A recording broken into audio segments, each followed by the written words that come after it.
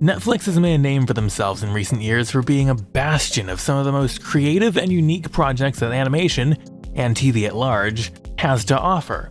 But with Netflix now spiraling into its first decline in a decade, we are finally learning just how broken the platform is behind the scenes. If you haven't been suspecting some of this already, you might not have been paying attention, but I'll connect the dots for you so you can understand what's going on. I'm Benzie Johnson Jr., I'm enthusiastic about television. Let's investigate.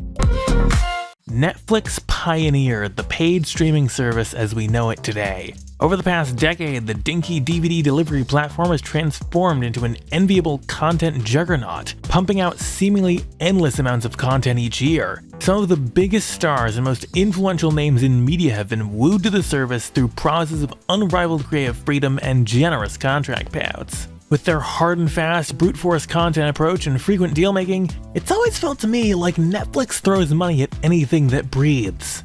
That laissez-faire attitude on the outside, however, has come at an immense cost on the inside.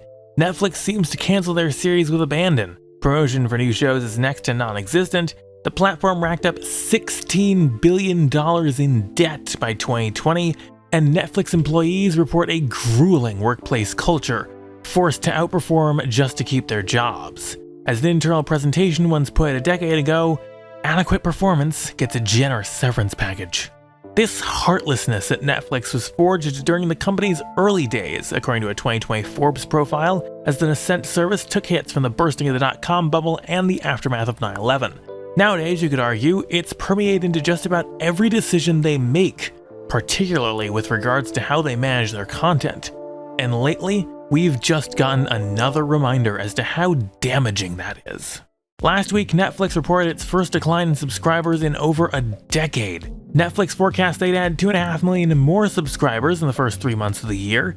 Instead, 200,000 fewer people are shelling out for the streamer, and they expect 2 million more to follow suit by mid-year. On April 20th, 2022, The Wrap reported an exclusive expose into the effective destruction of Netflix's vaunted animation department, one of the most ambitious and creative production development arms at the streaming service. Department head Phil Rindo was fired this week, and creators are unhappy with how their show's been treated at the service lately. Creator-driven passion projects, such as the ones from the likes of Craig McCracken, Jorge Gutierrez, and Elizabeth Ito, are now less and less common. The new fare they're putting out is less distinctive, and animators are leaving, either for other streaming services or to go back to kids' TV's traditional big three. The pivot at Netflix has already created a bloodbath of content casualties, including for the long-delayed adaptation of the Bone graphic novels, The Twits, the first of what was meant to be several Roald Dahl adaptations, and Toil and Trouble, an original series from Lauren Faust, prolific kids TV creative, best known for creating My Little Pony Friendship is Magic, and for working on the projects of her similarly illustrious husband, Craig McCracken, including his Netflix project Kid Cosmic. But the rot at Netflix goes even deeper than the new strategy or harsh cancellations. There is now hard evidence that programming development has been actively sabotaged. My personal suspicions were first raised back when the second season of Glitch Techs, one of Nickelodeon's Netflix martyrs, had production halted and crew laid off in the midst of script development for season 2, that for all intents and purposes they had already been renewed for. But now we have first-hand accounts, thanks in part to Elizabeth Ito, creator of the acclaimed and Peabody Award-nominated City of Ghosts, and Dominic Bisignano, executive producer of Centaur World. Ito implied to The Wrap that Netflix's claimed culture of transparency and creative independence disappeared once cancellation came onto the table. Ito is among a number of creators who claim they've been given staged data. Effectively, Netflix is cherry-picking biased metrics to prove a point from the executive boardroom and shut down any possible dissent. According to Ito, one producer disputed the data they got from Netflix, and instead of an explanation or answers, they received another different set of data that also upheld Netflix's executive line. Bisignano also spoke up to The Wrap about having the same experience with Centaur World. When show creator Megan Nicole Dong asked about potential renewal, the show's team only got back a set of data, without any context as to what that data means to Netflix or to the future of their show. When Bisignano tried to ask for clarity, Netflix gave him the silent treatment. Netflix admits that their content decisions are data-driven, including comparing viewership gained versus cost to make, but creatives argue that the way Netflix goes about it is, quote, manipulative. There's a clear level of apparent executive rigidity that has created ambiguity on the part of creatives, and clearly it's making the working environment at Netflix increasingly toxic. Who would want to create a show at a place where only your meager initial pickup, sometimes as small as a handful of episodes, is the only thing that's guaranteed? And even if you do manage to appease the unrelenting C-suite at Netflix, don't expect your show to gain any traction. Netflix has been notoriously atrocious at promoting their content, a key part of the process to ensure that shows get seen by as many people as possible. But now, the Wrap's reporting has revealed that this disgusting, damaging practice is intentional.